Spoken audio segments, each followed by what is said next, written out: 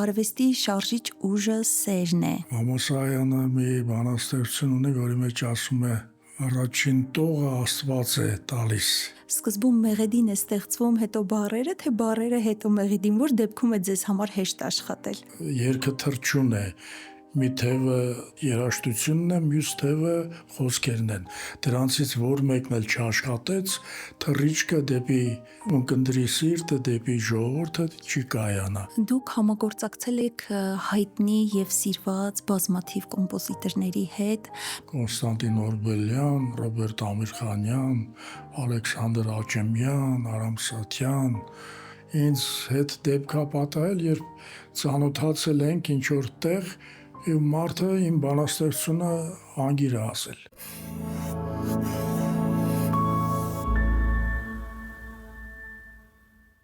Մեր հյուրը բանաստեղծ, թարգմանիչ, հրապարակախոս Լևոն Բուլբուլյանն է, ով բառերով եւ մեղեդիներով խոսում է սիրո, կյանքի եւ ժամանակի մասին, ստիպելով բառերին թռչել եւ լսողին հուզել։ Շնորհակալություն, պարոն Բուլբուլյան, մեր հրավերը ընդունելու համար։ Ես էլ եմ շնորհակալ եւ շնորհավորում եմ ձեր նոր հաղորդումը եւ ուրախ եմ, որ առաջիններից մեկն եմ հյուրերի։ Շնորհակալություն։ Շատերն ասում են, որ մի բառը կարող է աշխարհ փոխել,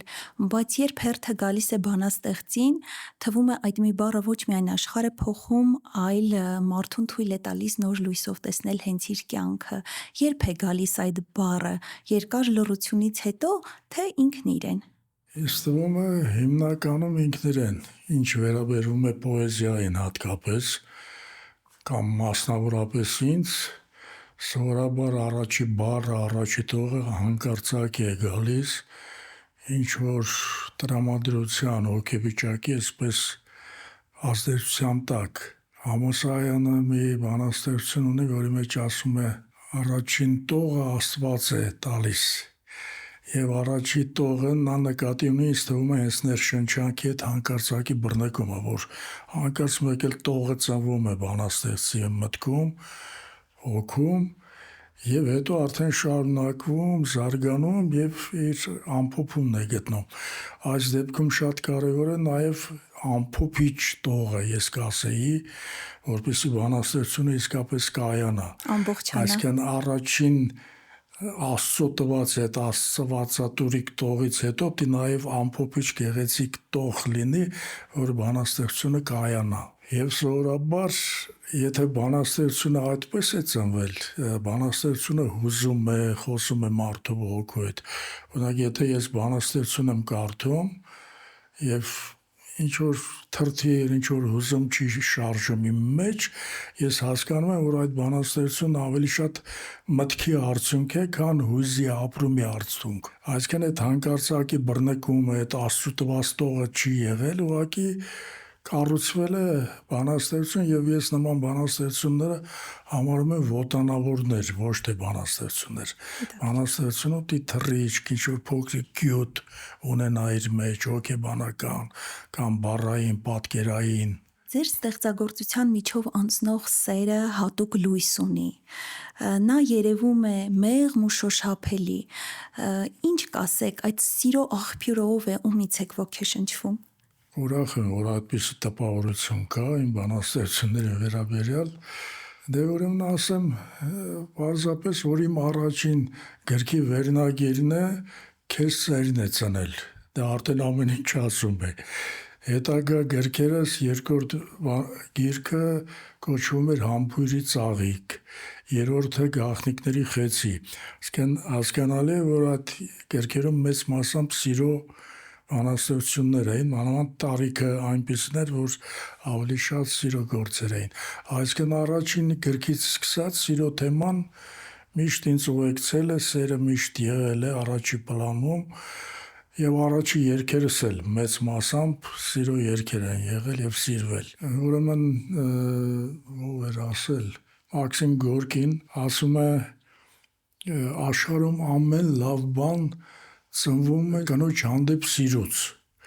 Ես իհարկե համամիտ եմ իր հետ, բայց լրացնում եմ, որ ոչ միայն կնոջ հանդեպ, այլ առհասարակ ամեն լավ բան ծնվում է սիրուց։ երկրի հանդեպ սիրուց, բնության հանդեպ սիրուց, զավակների, գեղեցիկի հանդեպ պարզապես սիրուց։ Մի խոսքով ոչ միայն պոեզիայի մեջ, այլ արվեստի մեջ, եթե սերը չկա, ձեր ասած այդ սիրո լույսը չկա, կասկածելի որակներ են առաջանում այնտեղ եւ միշտ չէ որ այդ արվեստի թռիչքը կայանում է, որ պիտի լինի։ Ձեր խոսքից հասկացա, որ արվեստի շարժիչ ուժը սերն է։ Անպայման։ Իսկ հնարավոր է, որ բանաստեղծը ոգեշնչվի այլ մարդու ապրումներով, ապրումակցի եւ ծնվի բանաստեղծություն։ Այլ հնարավոր բան է, օրինակ պոեզիայի դեպքում ոչ այդքան հաճախ ինձ թվում է, բայց օրինակ կինոյի, ասենք, այլ ժանրերի մեջ հնարավոր է, երբ դրամատուրգիայի մեջ, երբ մարդ կերպարներ է ստեղծում, բնականաբար նախատիպեր է ունենում, կյանքից է վերցնում, չէ, որոշ դրվագներ եւ կառուցվում է արդեն ամբողջ սյուժեն։ Կամ եթե ես երգեր եմ գրում, ասենք պատրաստի երաժշտության վրա, շատ հնարավոր է, որ այդ պատմությունը, այդ երգի այդ կաշտարացության մեջ սյուժեն, որ ես որպես կանոն միշտ աշխատում եմ, որպեսզի սյուժե լինի, ասելիք լինի,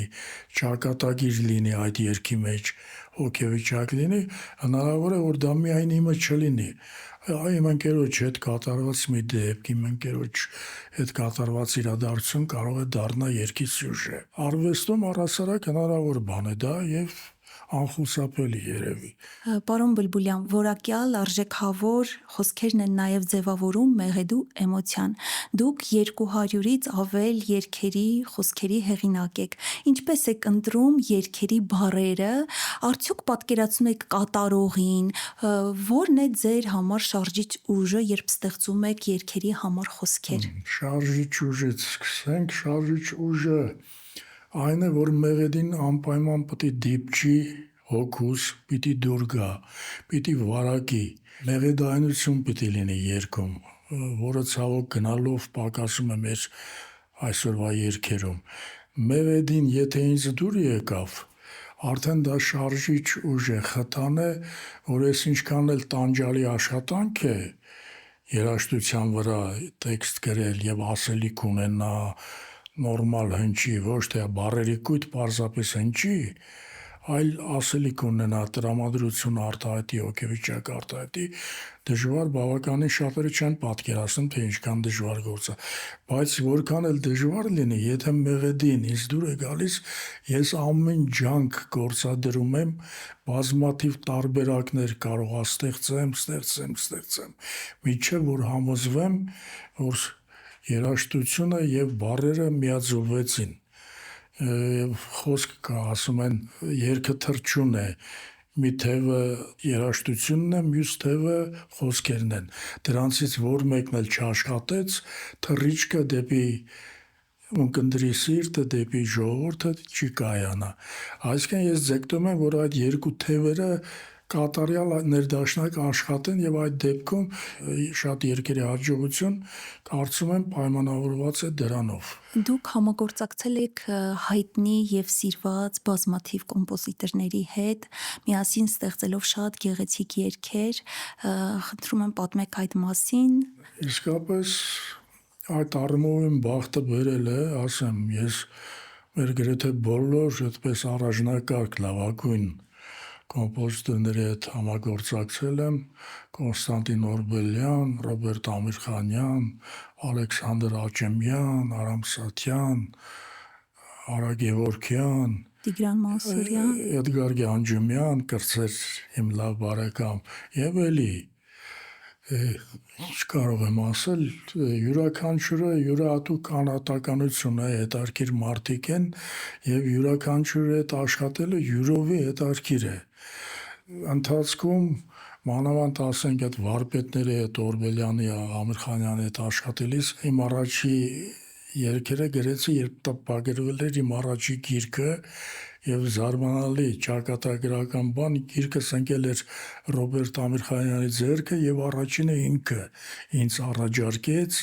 որպեսզի համագործակցենք։ Եվ այդ ընթացքում կոմպոզիտորից կոմպոզիտոր արդեն քանի որ երգերը հաջողության հասան, Ինձ նաև մյուս կոմպոզիտորները նկատեցին եւ այդպես կամաց-կամաց ընդարձակվեց շրջանը համագործակցության։ Եվ ընթացքում ես ամեն մեկից մի բան սովորել եմ երգը ստեղծելու նրբությունները, առանձնահատկությունները սովորելու առումով։ Յուրացրել եմ,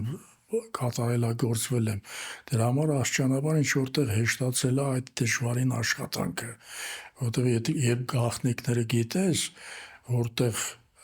ձայնավոր պիտի ընջի, որտեղ կարճ բառ պիտի ընջի,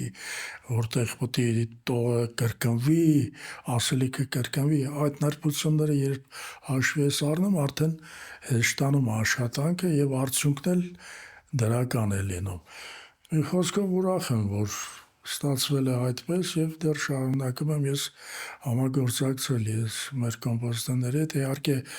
առաջվա ակտիվությունը չունեն, ինչպես առաջ էին, իսկ մի քանիսը ցավոք մեզ հետ չեն արդեն բարի շատակ Օրբելյանին, Աճեմյանին, մի խոսքով, հա, Ռուսլան Գալստյանին, որ հրաշալի երգաներ, ընտիր երգեր ունի եւ այսօր հնչում սիրվում են։ Մի խոսքով ես ուրախ եմ, որ ստեղծագործական իմ կյանքում երգը կա։ Ձեր խոսքերով է ստեղծվել նաև հայկական առաջին փոփ օպերան։ Կուզենամ խոսեք նաև այդ մասին։ Առաջին օպերան, այո, Արամ Սաթյանի Լիլիթ օպերան էր դա, քրիստոնեության ընդունման 1700-ամյակն էր եւ այդ առիթով, որքան գիտեմ, չնայած ինքը արդեն նախաձեռնել էր այդ օպերան, բայց այդ տոնակատարությունը առիթ դարձավ, որպեսզի նրան պատվիրեն եւ ավելի արագացնեն այդ օպերայի ստեղծումը եւ քանի որ Արամ Սաթյանի հետ մենք արդեն մի քանի հաջողված երգեր ունեինք, նա բնականաբար առաջ երթին ինձ դիմեց այդ հարցում։ Մեկ-երկու երգ արդեն ուրիշներն էին գրել, բայց մնացած շարունակությունը արդեն ամփոփումը ամբողջ օպերայի մենք արեցինք եւ ինձ համար էլ հետաքրքիր էր, նորություններ։ Ժանրի առումով, այնտեղ դիալոգներ կան, որտի բխեցնես հերոսների կերպարներից, այնտեղ սատանայի կերպար կար, Լիլիթի կերպար, նկարիչ, արվեստագետի կերպար։ Այսինքն ինձ համար հետաքրքիր շրջան էր եւ կարծես թե հաջողությամբ պսակվեց եւ օպերան հնչեց, տեսագրվեց, երբեմն հնչում է նաեւ հեռուստատեսությամբ, համացանցում կարող են գտնել հետաքրքրվողները։ Շատ գեղեցիկ երգեր եք ստեղծել նաև ձեր քույր Ժանա Բլբուլյանի հետ միասին։ Արդյոք արյունակցական կապը օգնում է այդ համագործակցությանը։ Հարցի մեջ պատասխանը գրեթե կա, իհարկե օգնում է, որովհետև միասին ենք մեծացել, 2 տարվա տարբերություն է մեր միջև։ Միասին ենք մեծացել, ընդհանուր շատ բան ունենք, ճաշակը, խառնվածքը, տեսակը, արյունը իրեն անում է բոլոր դեպքերում եւ իր հետ աշխատելը առանձնատուկ հեշտ է եւ հաճելի։ Մանավանդ իր մեղեդիները ասեմ, ովքեր ծանոթ են, ովքեր չեն, թող այս առիթով այս հաղորդումից հետո փնտրեն, լսեն, կտեսնեն, որ Ժանայի երգերը անխտիր մեղեդային են, այսպես հուզող, տրամադրող, համակող, իսկ երգի համար ամենակարևորը իմ կարծիքով մեղեդին է, մեղեդայնությունը։ Այն տաշի-տուշիները չեն, էլի, որ միայն բարի համար են, որոնք այսօր գերակշռում են։ Եվ դրա շնորհիվ Ժանայի հետ երգերը ավելի հեշտ են ծնվում եւ ավելի, ես կասեի, մեծ մասամբ հաջողություն են ստանում։ Պարոն Բլբուլյան, բացի բանաստեղծություններ գրելուց, ստեղծելուց երգերի խոսքեր նաև թարգմանիչ եք։ Թարգմանել եք բազմաթիվ գրքեր եւ ունեք 20-ից ավել գրքեր։ Կուզենամ խոսեք թարգմանչի եւ բանաստեղծի բնավորության գծերի համադրման մասին, արդյոք այդ երկու բևեռները չեն խանդում իրար կամ չեն խանգարում իրար, կամ արդյոք ինչ որակներով են փոխլերացնում իրար։ Ես կասեի, ուրեմն հակադրություն այստեղ չի կարող լինել, այստեղ ընդհանրություններ պիտի լինեն նախ եւ առաջ, թարգմանիչն էլ, բանաստեղծներ պիտի այդպես գեղարվեստական մտածողություն ունենան, բառի զգացողություն, ասենք բազմաթիվ բառերի միջից անհրաժեշտ ճիշտ կշիռ ունեցող բառը գտնելու կարողություն պիտի ունենան, բայց թարգմանիչը առավել կարողություններ պիտի ունենա եւ դրանցից մեկը տվյալ հեղինակի այսպես մաշկի տակ մտնելու կարողություն, ասենք ինչպես դերասանը, ասենք, չէ, կերպարը հանձնարարում են եւ մտնում է կերպարի մեջ եւ հոգեվիճակը, տրամադրությունը, ապրումները դերասանը թարգմանում է, արտահայտում է իր միջոցներով։ Նույն կերպ թարգմանիչը պիտի մտնի աշխարհ տվյալ հեղինակի եւ բացահայտի այդ աշխարհը հայերեն լեզվով, ներկայացնի հայերեն լեզվով հնարավորինս քիչ կորուստներով, որովհետեւ թարգմանությունը առանց կորուստների չի լինում, մանավանդ պոեզիայի թարգմանությունը։ Այնտեղ չափ կա, հանգ ու վանք կա, որ պիտի պահպանես եւ միաժամանակ ասելիքը։ Դժվարին գործ է էլի, բայց ճշմարիտ թարգմանիչները դա էլ ասեմ, բնած ինչպես լավ դերասան կա, չէ, այդպես էլ թարգմանիչը բնածին հատկանիշ է դա։ Ամեն լեզու իմացող, ասենք մեկը կարող է կատարյալ լեզվին տիրապետում է ֆրանսերեն կամ ռուսերեն, բայց նա ասենք կարող ես նյութը տալ, բանաստեղծությունը տալ, թարգմանի, շատ ճշգրիտ թարգմանի, բայց տեսնես փոխանցի ամեն ինչ էմոցիան։ տեղն է, բայց կարդաս տեսնես ոգին չկա, տրամադրությունը չկա, այդ կայծը չկա, ներշնչանքը չկա։ Եվ դրա համար շատ ցանկալի է, որ նույնիսկ պարտադիր է, ես կասեի, որ բանաստեղծության թարգմանիչը լինի անպայման բանաստեղծ նաև։ Այդ դեպքում բանաստեղծությունը, ասենք, երաշխավորված է։ Օրինակ, ժամանակին տարիներ առաջ երջանկահիշատակ Վահագն Դավթյանը թարգմանեց Ռոբերտ Բյորնս, շոտլանդացի հայտնի շատ սիրված բանաստեղծ։ Ես շատ լավ գիտեմ, որ նա ոչ անգլերենին էր տիրապետում, ոչ շոտլանդերենին, առավել ևս Վահագն Դավթյանը, բայց այդ գիրքը համարյա երևույթ դարձավ այդ շրջանում, ձեռքից ձեռք էր գնում, կարդում էին, հիանում էին, այնքան լավ էր հնչում, այնքան գեղեցիկ։ Եվ այստեղ թարգմանչի բանաստեղծ լինելն էր կարևորը, որ նա կարողացել էր մտնել նրա ասելիքի մեջ, հոգեվիճակի մեջ, տրամադրությունները որսալ տարբեր եւ արդյունքում ստացվել էր այդպիսի բան։ Կամ ժամանակին նա նույն Վահագն Դավթյանը իսպաներենից թարգմանեց Ալիսիա Կիրակոսյանի բանաստեղծությունները եւ դրանք նույնպես հայտնություն դարձան։ Էլի նա իսպաներեն չգիտեր, բայց Հայաստանի համար բացահայտում եղավ Ալիսիա Կիրակոսյանը։ Այսինքն թարգմանությունը շատ շնորհակալ, բայց նաև դժվարին պատասխանատու գործ է եւ պիտի մեծ պատասխանատվությամբ մոտենալ այդ գործին։ Ինչպես ասացիք,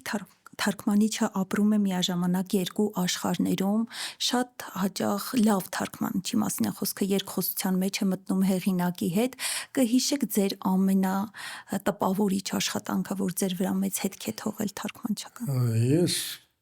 յուրաքանչյուր հեղինակի թարգմանելիս մտնում եմ եւ խորանում եմ նրա աշխարհում, բնավորության մեջ, կենսագրության մեջ եմ թափանցում, ասենք, եթե երբ թարգմանում էի, ասենք, Աննա Ախմատովա, հատուկ ծանոթացա իր դժվարին կենսագրությանը, կյանքի դրվագներին եւ այլն, դա էլ է օգնում, առանցին բանաստեղծություններ, զգում ես, որ կյանքի այս շրջանից է սա, այս դեպքերի, այս իրադարձությունների արձագանք է, եւ դա օգնում է, որ հնարավորինս չափ կենթանի, այդպես համոզիչ եւ տպավորիչ թարգմանես։ Այսինքն ամեն անգամ մտնում ես տվյալ հեղինակի աշխարհը, ներաշխարհը, բառամթերքի մեջ ես մտնում, որովհետեւ կոնկրետ Վիսոցկի թարգմանելիս Վիսոցկին այնպիսի բառեր, արտահայտություններ ունի, որ հայերենսկի չկան, եւ դրանց համարժեքը պիտի գտնես, դրանց այնպես որ եւ ասելիքը լինի եւ Էմոցիան փոխանցի եւ հայերեն հնչի, ոչ թե շինծու, էլի։ Այսինքն ընթերցողին թվա, որ հայերեն է գրվել այդ բանաստեղծությունը։ Իմ սկզբունքներից մեկը եւ այս դեպքում եւ երգը գրելիս ասեմ, որպեսզի ընթերցողը կարդա եւ իրեն թվա թե բանաստեղծությունը գրվել է հայերեն, իսկ ունկնդիրը երգը լսելիս չկարողանա գուշակել առաջինը բանաստեղծությունն է ծնվել, հետո նոր երաժշտությունը, թե երաժշտությունը նոր բանաստեղծությունը։ Այ ես երկու դեպքում էլ իմ գերագույն նպատակը դա է։ Եվ կիլոներով թուղթ եմ թափում այդ ընթացքում, միջև որ Ստանում եք ձեր ուզածը։ Պարոն Բլբուլյան, հետաքրքիր է ինձ, ես միշտ ինձ հետաքրքրել է այն հարցը, թե սկզբում մեղեդին է ստեղծվում, հետո բառերը, թե բառերը հետո մեղեդին, որ դեպքում է ձեզ համար հեշտ աշխատել։ իհարկե իմ համար ավելի հեշտ է եւ այդպիսի դեպքեր քիչ չկան, որ իմ բանաստեղծությունը պարզապես դուր է եկել կոմպոզիտորին, կոմպոզիտորը արդեն վերցրել ստեղծել է երգը։ Իմ համար ցանկալին դա է, որովհետև ես ինչ զգացել, ապրել եմ առանց կաշկանդումների, դա հանձնել եմ թղթին, իմ ապրումները, իմ զգացողությունները։ Իսկ երբ երաժշտության վրա ես ստեղծում, դու մտնում ես երաժշտության տրամադրության մեջ, երբեմն նաև լինում է, երբեմն մեծ մասամբ ես երաժշտությունը լսելիս ես թեման, սյուժեն արդեն ընտրում եմ եւ համարյա դեպք չեմ հիշում, որ կոմպոզիտորները առարկի են կամ դժգոհ են։ Նույնիսկ զարմանում են, ոնց է հենց այս թեման ընտրել էլի, հենց սա գտել։ Բայց լինում է, որ սկզբանը այսինչ երգչի մասին է երգը լինելու, այսինչ երգչի համար է լինելու եւ այսինչ թեմայով է լինելու։ Այսինքն մորն է նվիրված լինելու, հայրենիք է լինելու։ Այդ դեպքերում իհարկե դու էլի քո երևակայությունը, քո հմտությունները գործի ես դնում եւ փորձում ես հասնել հենց այդ նպատակին։ Մաքսիմում։ Այսինքն ոչ թե թքում կպցնում ես ու անում ես եթեր, ինչպես այսօր անում են շատ շատերը, ցավոք էլի։ Ես լսում եմ ու նյարդայնանում։ Երբեմն որ լավ մեղեդի է, բայց մեկ էլ տեսնում ես բառերը թքած կպցրած։ Կամ ուզում ես իմանաս ինչի մասին էր, չես գուշակում, թե երգը ինչի մասին է։ Կամ պարզապես 2-3 տող ամբողջ երգի ընթացքում կրկնվում եւ նյարդայնացնում է։ Այդ ամենից ես խուսափում եմ եւ ես կուզենայի, որ մեր նոր սերնդի ստեղծագործողները երգի ժանրում եւ երգանները եւ տեքստի հեղինակները պահպանեն այդ ավանդույթը, էլի մեր ավակ կոմպոզիտորների եւ ավակ բանաստեղծների այդ սկզբունքը, մոտեցումները պահպանեն։ Ես հիշում եմ Օրբելյանը ինչքան բացախնդիր էր, ասենք տողի բառի նկատմամբ, ասենք հասնում էր պահեր, երբ նույնիսկ քիչ չէր մնում վիճեինք, կռվեինք, բայց հետո իր բծախնդրության արդյունքում էլ հասնում էինք լավ արդյունքի, հետո արդեն պրիմերան որ լինում էր, լսում էինք եւ երկուսս էլ ուրախանում իրար ձեռք սեղմում էինք։ Այդպես պիտի լինի, անշտապ, կարևոր արդյունքն է, ոչ թե շուտ անեմ եթեր։ Արվեստը շտապել չի սիրում։ Այո։ Իսկական արվեստագետը իր հանդեպ եւ ուրիշների հանդեպ այդպես մաքսիմում պիտի բծախնդիր լինի։ Ձեր գրված տողերում հաճախ զգացվում է բանաձև, որ կարծես պարզ է ամեն ինչ, սակայն այդ պարզության մեջ կա յուրօրինակ լույս, ինչպես եք հասնում այդ թափանցիկությանը, ինչն է ձեզ համար լույսը գրականության մեջ, բառի մեջ։ Առհասարակ արվեստի մեջ ձեր ասած այդ լույսը պիտի լինի անպայման եւ ես այն համոզման եմ, չնայած ուրիշ կարծիքներ էլ կան, որ պոեզիան, հատկապես երգը, երաժշտությունը պիտի մարդուն ավելի բարի դարձնեն, պիտի դրական ապրումներ արթնացնեն նրա մեջ, դրական հակումներ դարձնեն, չարը վանեն, բնավորության գծերը մեղմեն, բացասական։ Դրա համար է պոեզիան, արվեստը առհասարակ։ Եվ եթե իմ բանաստեղծություններից այդ տպավորությունն է ստացվել, ես շատ ուրախ եմ, թե ինչպես եմ հասնում դրան, այդ մի քիչ դժվար է պատասխանել, որովհետև դա ոնց որ մարդու բնավորությունը, մարդու խոսելաձևը կյանքում, չէ՞։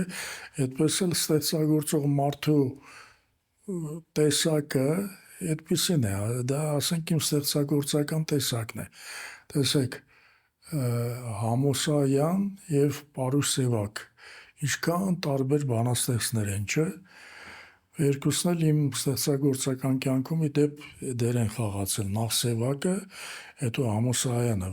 որին սկզբում չէի սիրում առանձնապես, հետո հայտնաբերեցի ու ավելի սիրեցի։ Համոսայանի տեսակը դա էր, այդ պարզությունը, պարզության մեջ այդ խորքը, Պարուս Սևակի մեջ այդ փիլիսոփայությունը կամ այն ռետորական բանաստեղծությունները ունի։ Իմ տեսակն էլ սա է, այստեղ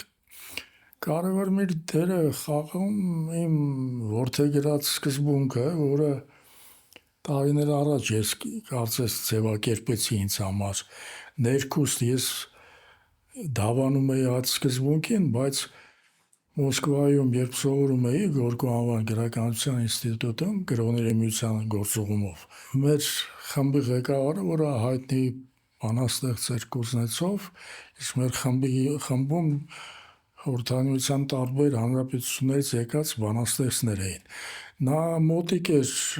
Բուլատ Օկուջավայի հետ եւ բերեց մեզ հետ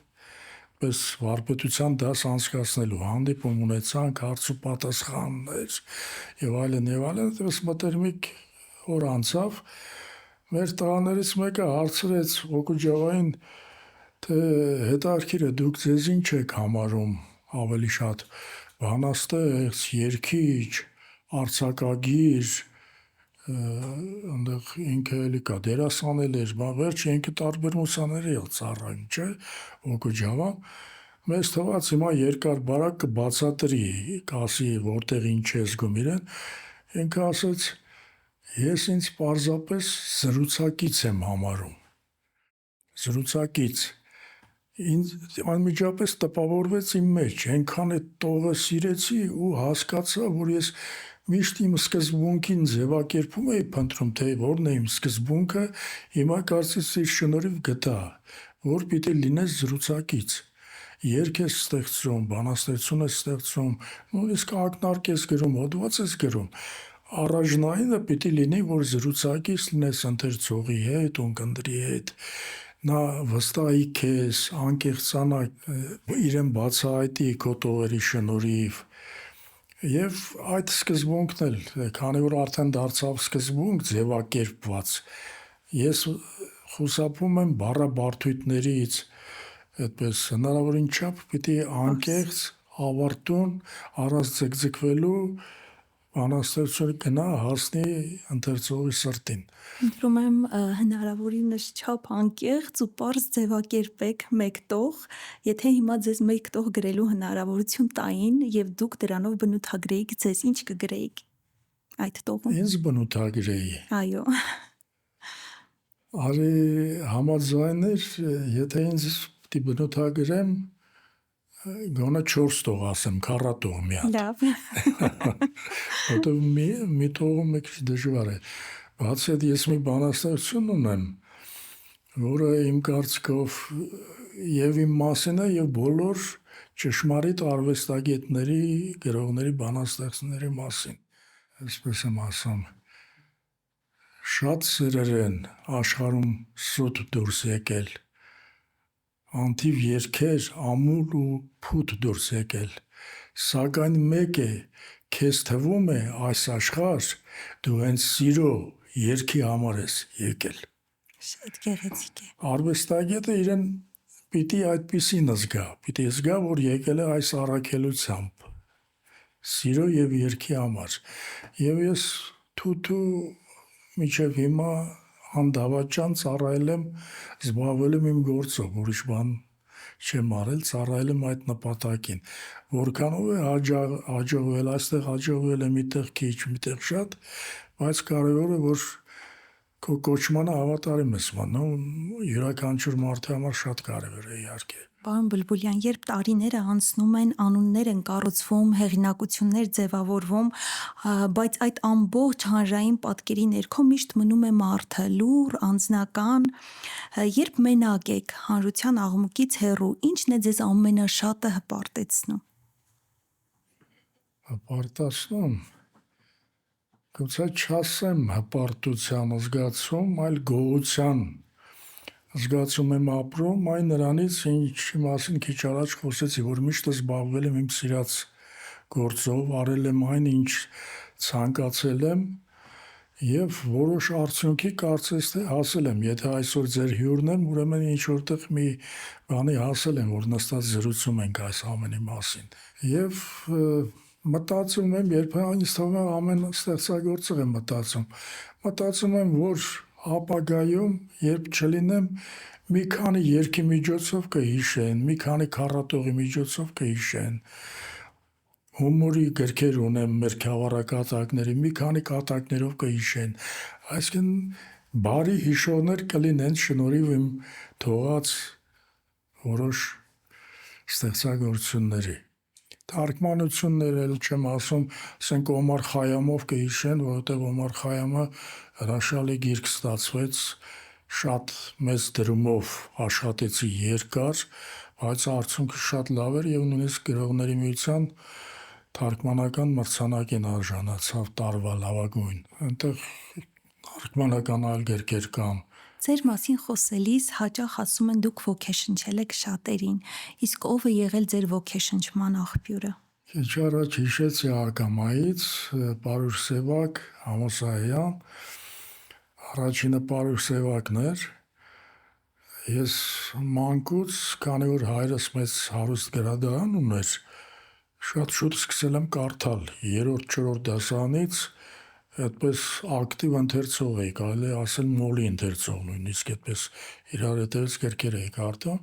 բայց դե այդ տարիքում հիմնականում արձակ ես կարդում, չէ, պոեզիա ոչ ես կարդում։ Իմ գրչափորձերը արձակ փորձեր էին, պատմվածքներ, այդպես պատմվածքների փորձեր իհարկե, էլի։ Եվ մայրս էր հատկապես ոգեշնչում, ոգևորում իմ գրականության դասատուն, շատ սիրելի դասատուն Ելենա Մաթեոսյանը։ Բայց ժամանակի ընթացքում, ասում են, պատահական ոչինչ չի լինում։ Իմ ծննդյան օրվա առթիվ ավելի ուշ իմ մոտիկ ընկերը ինձ նվիրեց Պարուր Սևակի «Մարդահապի մեջ» գիրքը։ Այն ժամանակ գրքեր միայն գիրք նվիրելու օրը չէին նվիրում, մարդիկ իրար գրքեր նվիրում էին, կարդում էին, իրար հետ կիսում խոսում էին։ Եվ այդ գիրքը այնքան սիրեցի, այնքան տպավորվեցի, չնայած լրիվ չհասկանալով, դե Պարուր Սևակը այդքան էլ հեշտ պոետ չի, չէ, պատանիների, մանավանդ երեխաների համար, բայց գիրքը ինքնին հետաքրքրեց, գրավեց։ Ես սկսեցի ամսագրերում, թերթերում Պարուր Սևակի անունը որոնել, հարցազրույցներ կարդալ իր, եւ երբ իմացա այդ զրույցներից, որ ինքը շատ սիրում է Չարենց, շատ սիրում է, ասենք, արևմտա հայ բանաստեղծներին, ասենք Վարուժան, Սիամանթո, ես էլ ինքնին սկսեցի այդ իր սիրած հեղինակներին կարդալ եւ աստիճանաբար բան հասավ նրան, որ սկսվեցին իմ բանաստեղծական փորձերը։ Արձակի մասին մոռացվեց եւ ծնվեցին իմ առաջին բանաստեղծությունները։ Հետագայում արդեն Համոսայանը բացահայտվեց եւ ավելի շատ սկսեցին նրանից նաեւ այդ ձեր ասած պարզությունը, այդ պարզության մեջ խորքը, Խորությունը։ այդ դա դարձավ նշանաբան ինձ համար։ Պարոն Բլբուլյան, շատերը նաև մնում են ստվերում։ Ինչ որակներ, ինչ բնավորության գծեր պետք է ունենա գրողը, բանաստեղծը, որպեսզի իրեն սկսեն ճանաչել, իրեն տողերը, որպեսզի դիպչի մարդկանց հոգիներին։ Ես չէի ասի, այստեղ բնավորությունն է կարևոր։ Այստեղ ստեղծագործության տեսակը, այ որակը, տեսակը, գեղարվեստականությունը, զգացմունքայնությունը, ես կասեի, ասենք, կան ստեղծագործություններ, որ ավելի շատ միտքն է իշխող, չէ, բայց կան ստեղծագործություններ, որ իսկույն հուզում են, վարակում են քեզ եւ որպես կանոն այդ ստեղծագործությունները ավելի են դիպչում ընթերցողի սրտին, կամ վերցնենք երգ, կամ ֆիլմ, այն ֆիլմը, այն գիրքը, այն բանաստեղծությունը, որը զգացմունքային է, զգացմունքային լիցքեր ունի իր մեջ, որպես կանոն ավելի է սիրվում եւ ավելի երկար է ապրում։ Իսկ որտեղ միտքն է իշխում, իհարկե չեմ բացառում, միտքը պետք է լինի, բայց զգացմունքի հետ շաղախված, միահյուսված, այդ դեպքում լավագույն տարբերակն է։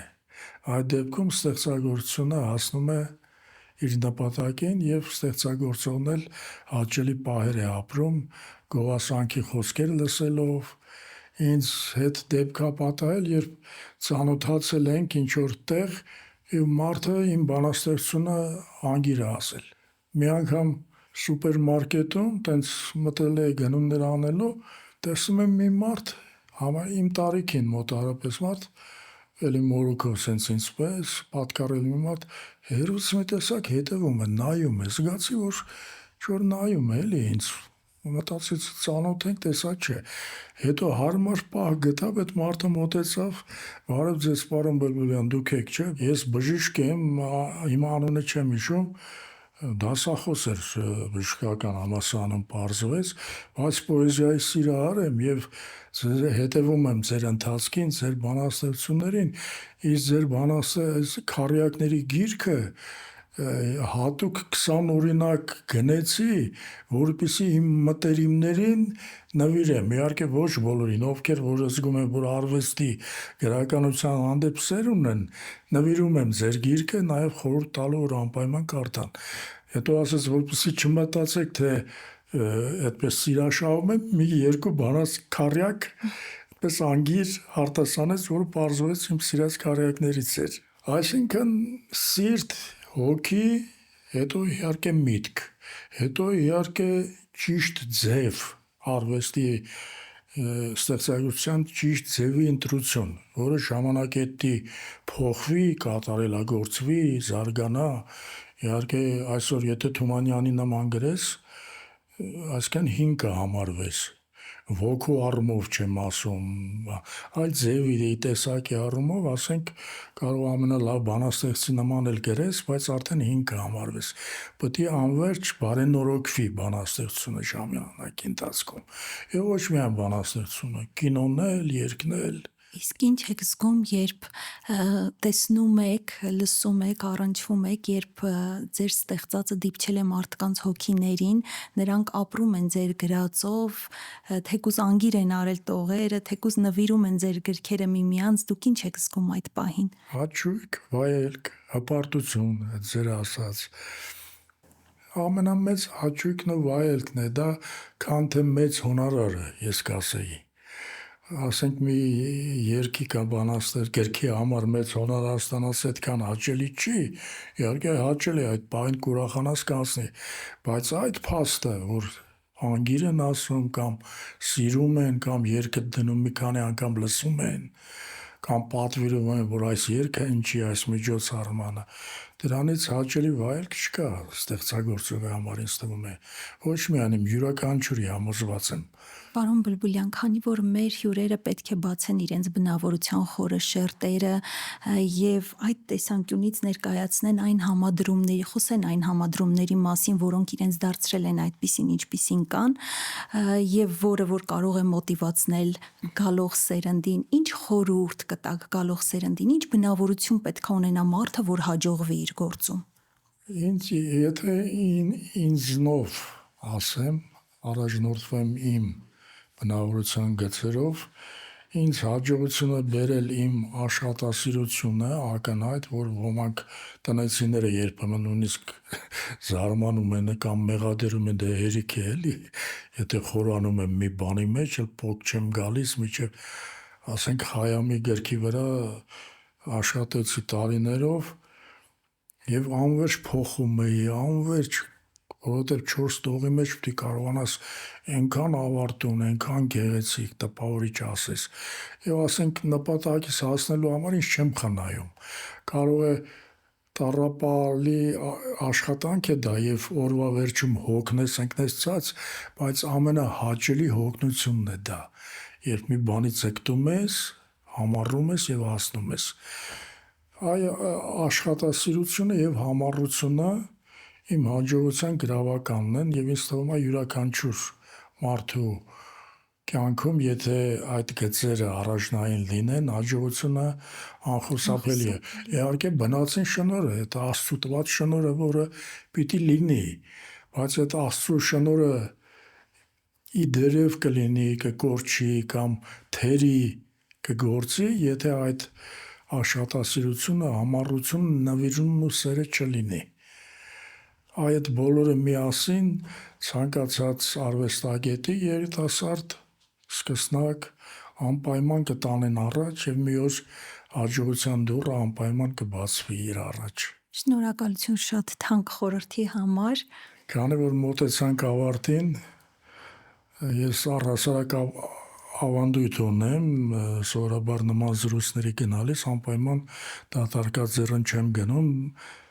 բերում եմ իմ գրքերից մեկը եւ քանի որ այսպիսի հաղորդում եք նախաձեռնել, ես մտածեցի, որ խոսք ու զրույց գիրքը, որտեղ իմ հարցազրույցներն են հանրայդ մարդկանց հետ,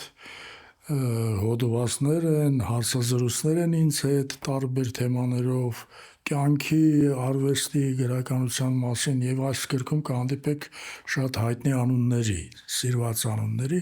մտածեցի, որ ձեր հետագա հարցազրույցներում, հաղորդումներում